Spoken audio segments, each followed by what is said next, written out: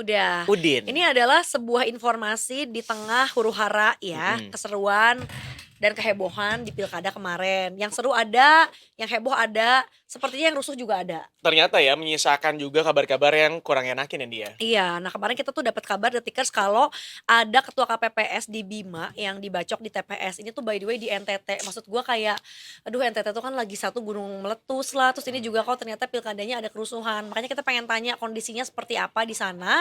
Nah kita mau ngobrolnya sama reporter Detik Bali ada Iya. Mas Rafin. Selamat pagi Mas Rafin. Selamat malam, selamat pagi Bu. Pagi dong, belum malam, kecuali belum bobo, beda. Mas Rafin, emang tayangan di depan sini kita gelap banget apa gimana nih? Sampai mikirnya kita lagi malam-malam nih apa gimana? Apakah kita backlight? Mas Rafin, Suaranya sedengar dikerasin lagi Pak, Oh, soalnya nggak kedengar. kurang jelas. Mas Kalau Rafin. volumenya Mas Rafin udah maksimal belum? Sudah. Oh udah. Oke. Mas Rafin, kita pengen coba diceritakan sedikit dong sebenarnya apa yang terjadi sih di lokasi pemungutan suara di Bima kemarin. Oke, baik Mas. Kemarin terjadi insiden ya di TPS 02 di Desa Waduwani, Kecamatan Boha, Kabupaten Bima, Nusa Tenggara Barat ya.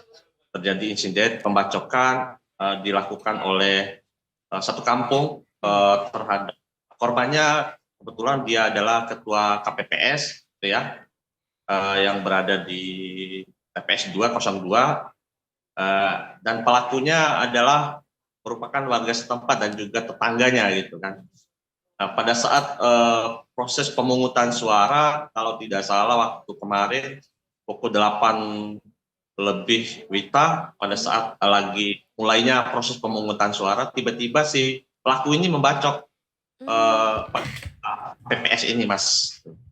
Oke, nah Mas ini mungkin apakah sudah ada gelagat dulu sebelumnya pada saat mungkin sebelum pelaku melancarkan aksinya, apakah memang terlihat mencurigakan dan kemudian juga apakah sempat ada orang yang mau mencegah karena mungkin udah mulai kelihatan gelagatnya tiba-tiba mau ngebacok orang? Dan nyaris ini Pak, Mbak ya, gelagatnya ini dia tidak ada sama sekali. Dia waktu pada saat hadir melakukan pembacokan itu, dia awalnya sebagai pemilih ya, pemilih yang terus memberikan nomor undian bahwa dia kehadirannya ke TPS untuk memilih. Kemudian prosesnya setelah dipersilahkan untuk menunggu, tiba-tiba dia mengeluarkan sebilah parang yang sudah dibawa dari rumahnya ya. Nah kemudian langsung membacok yang bersangkutan ini. Dan pada saat itu ada aparat kepolisian terutama yang menjaga di PAM di TPS itu langsung mengamankan tersangka ini.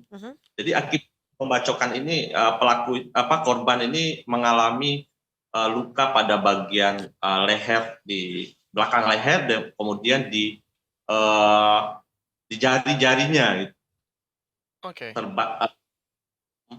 Mas Rafin, apa motif dibalik pembacokan ini? Apakah memang ada dendam sebelumnya atau purely karena pilkada ini? Nah, kalau dari informasi dari penyelidikan polisian, bahwa kejadian ini murni memang masalah pribadi dan isu berseliweran, dan kami juga sempat mengkonfirmasi ke pihak keamanan, pihak kepolisian bahwa si antara korban ini motifnya motif cemburu gitu, ada isu perselingkuhan, kira-kira seperti itu Mas. Oh, jadi murni memang ini adalah urusan pribadi begitu ya Mas ya? Karena kan mungkin beliau ini adalah ketua KPPS begitu ya. Jadi mungkin isu yang mencuat juga adalah apakah ini mungkin mau ada salah satu oknum tertentu untuk menggagalkan kesuksesan pemungutan suara di TPS tersebut begitu ya.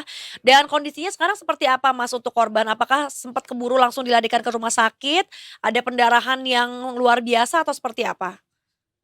Mas, Mbak, tadi kami juga sudah mengkonfirmasi pihak rumah sakit bahwa yang bersangkutan ini atau korban ini sudah dipulangkan kemarin sore ya Mbak ya, dan kondisinya sudah berangsur pulih dan dia dirawat di rumahnya gitu kan, dan ada beberapa yang mendapat perawatan yang lebih itu ya berupa jahit di bagian sebelah luka-luka yang dia kena ini itu Mas, Mbak. Oke, tapi apakah kemudian apa yang terjadi pembacokan ini mempengaruhi juga pemilihan suara di, TPS terkait nih, Mas Har? Nah, dari pantauan kami kemarin terakhir, tidak ada yang tidak ada proses yang mengganggu ya Mas ya. Mhm.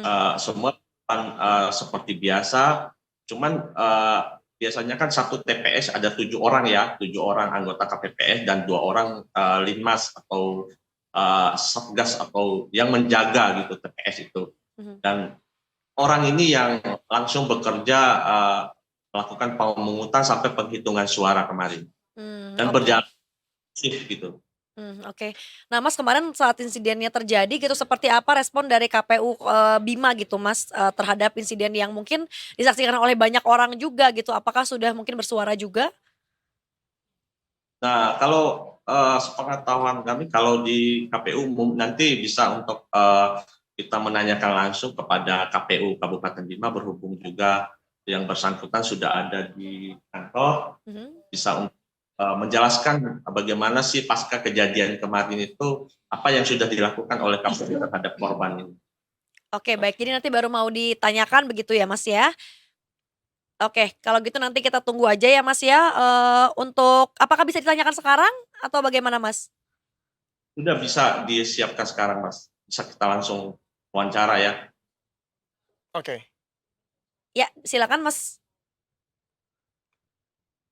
Oke, ini eh, anggota salah satu komisioner KPU, Bapak Rizal Mundis, yang mungkin bisa diceritakan kemarin persoalan yang terjadi di Batuannya, Pak. Oh, di Ya. ya, terkait insiden di Desa Waduani itu di TPS 2 pada pukul 8.30 ya. Itu sudah berjalan proses pemungutan suara. Juga datang salah satu masyarakat setempat, Patsok, Ketua KPPS yang saat itu sedang bekerja untuk menandatangani surat suara untuk diberikan kepada pemilih. Karena memang setelah kami menggali informasi pada korban langsung, pasca kejadian itu kita langsung ke SUD yang datang monitoring. Ternyata korban dengan pelaku ini tetangga dan kesehariannya itu berjalan baik. Ketika kami menanyakan apa ada persoalan sebelumnya, korban tidak ada. Setelah ditelusuri lebih lanjut, ternyata pelaku ini dalam tanda kutip dia punya gangguan jiwa. Gangguan jiwa ya. Karena dia merasa halusinasi, itu ceritanya. Karena sering berhalusinasi sebelumnya juga demikian. Tidak ada persoalan yang terjadi yang TPS itu yang kekeliruan yang inilah. Oke. Jadi proses pemungutan sampai perhitungannya tetap berjalan. Tetap berjalan. Sempat terhenti pas kejadian itu 40 menit ya. Nah, dimulai lagi pukul 09.10 kita mulai penghitungan suara setelah berjalan dengan kondusif. Nah, saat itu juga pelaku langsung diamankan oleh kepolisian. Oke. Dan pasca kejadian ini gimana respon dari KPU sendiri terhadap korban? Apakah sudah menjenguk untuk perkembangannya bagaimana? Kita sudah menjenguk kemarin pasca dilakukan penjahitan di RSUD. Kita koordinasi dengan rumah sakit sudah bisa langsung dipulangkan hari itu juga. Dan kita juga di KPU sudah berkoordinasi dengan KPU. Insya Allah kita akan memberikan santunan sebagai jawab kita terhadap lembaga. Mungkin bisa didengarkan di studio, Pak. Iya. Baik, Mas Arvin. Terima kasih banyak untuk laporannya dan juga terima kasih ini ya untuk anggota KPU Kabupaten Bima ya, Mas Rizal Muklis, untuk informasi lebih detailnya lagi. Terima kasih dan selamat bertugas kembali Mas Rizal dan juga Mas Rafin. Terima kasih, Mbak, Mas. Sampai jumpa.